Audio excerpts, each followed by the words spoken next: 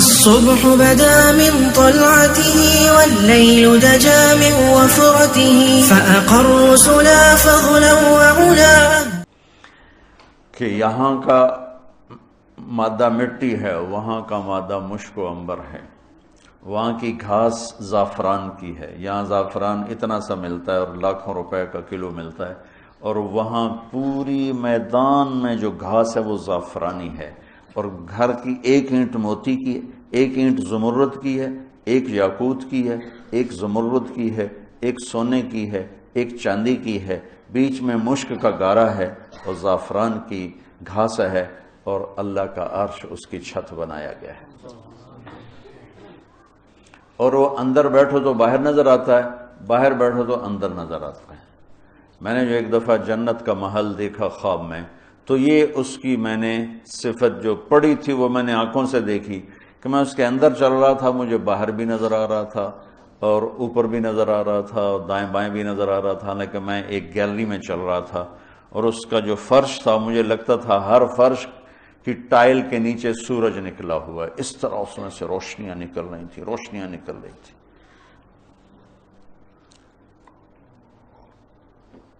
میں حور کو بیان کرتا ہوں جو ابن القیم نے لکھا ہے، لیکن جو میں نے دیکھی ہے وہ میں بیان نہیں کر سکتا، میں اب بھی دیکھ رہا ہوں۔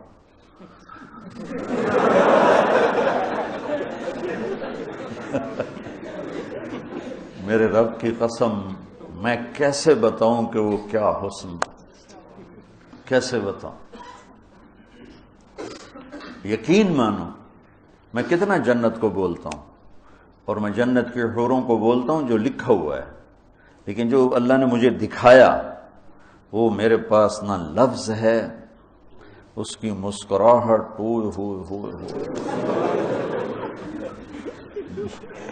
اگر وہ دنیا میں ہوتی تو میں تو ویسے مری فوت ہی ہو جاتا۔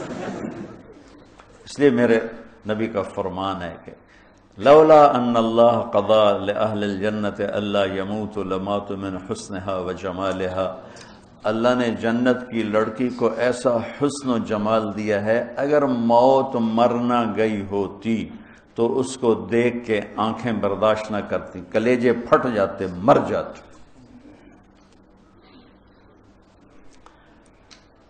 تو یہاں کی عورتوں کے لیے بھی بشارت ہے کہ ایمان والی نیک صالح پاک دامن عورت جنت کی اس حور سے 70,000 گنا زیادہ خوبصورت ہوگی۔ 70,000 گنا کا مطلب ہوتا ہے لا محدود۔ ایک دفعہ حضرت ام سلمہ نے پوچھا یا رسول اللہ، نساء الدنیا افضل ام نساء الجنہ، دنیا کی عورتیں افضل ہیں یا جنت کی عورتیں؟ آپ نے فرمایا بل نساء الدنیا۔ ام سلمہ دنیا کی عورت؟ تو انہوں نے کہا یا رسول اللہ وہ کیسے؟ یعنی ہم تو مٹی سے بنی ہیں اور گندگیوں میں بھری ہیں، اور وہ تو مشک عنبر زعفران کافور سے بنی ہیں، پاک پاکیزہ ہیں۔ تو آپ نے فرمایا ام سلمہ بصلاتہن وصیامہن وعبادتہن للہ عز وجل۔ ام سلمہ یہ ان دنیا کی عورت نماز پڑھتی ہے، روزہ رکھتی ہے، اللہ کی بندگی کرتی ہے، اس وجہ سے اللہ البس اللہ وجوہہن النور، اللہ ان کے چہروں پہ اپنا نور ڈالے گا، واجسادہن الحریر، اور ان کے جسم کو ریشمی لباس سے سجائے گا، وامشاطہن الذہب، اور ان کی کنگھیاں سونے کی بنائے گا۔